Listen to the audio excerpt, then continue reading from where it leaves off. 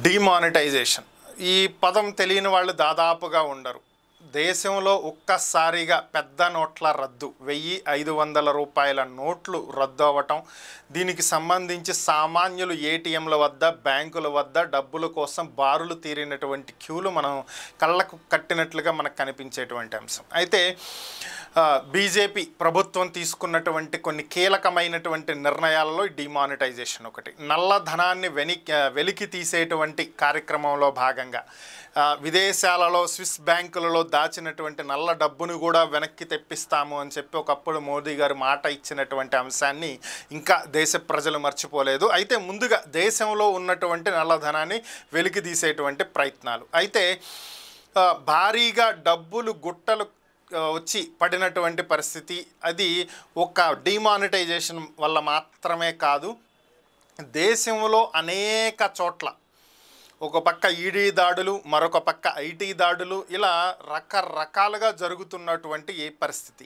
అయితే విపక్షాలు మోదీ కావాలని చెప్పే కేంద్ర సంస్థలను తన గుప్పెట్లో పెట్టుకుని ఈడీని ఐటీని ప్రతిపక్షాల మీద ఉపయోగిస్తున్నారని ప్రయోగిస్తున్నారని చెప్పి తన మాట ఎవరు వినరో వారి మీద ఐటీ దాడులు ఈడీ దాడులు చేపిస్తున్నారు అనేది విపక్షాలు ఆరోపించినప్పటికీ కూడా ఈడీ సోదాలలో అలాగే ఐటీ సోదాలలో స్వాధీనం చేసుకున్నటువంటి డబ్బులు గనక చూసినట్లయితే కొన్ని వేల కోట్ల రూపాయల డబ్బు గుట్టలుగా పడి ఉన్నటువంటి పరిస్థితి. దీనిని ఏ విధంగా తిరిగి పేదవారికి ఉపయోగించాలి, ఈడీ సోదాలలో బయటపడినటువంటి లక్షల కోట్ల రూపాయల డబ్బుని ఏ విధంగా మరలా తిరిగి ప్రజలకు ఉపయోగించాలి అనే దాని మీదే ప్రస్తుతం కసరత్తు జరుగుతుంది అని చెప్పి దేశ ప్రధాని నరేంద్ర మోదీ ఒక ప్రకటనలో తెలియజేయటం జరిగింది. ఈ డబ్బంతా కూడా పేదవారిదే, మరలా తిరిగి వారి దగ్గరకు చేర్చేటువంటి ప్రయత్నం చేస్తున్నాము. దానికి ఏ విధంగా చెయ్యాలి అనేటువంటి అంశానికి సంబంధించి న్యాయ నిపుణులతో చర్చించడం జరుగుతుంది. త్వరలోనే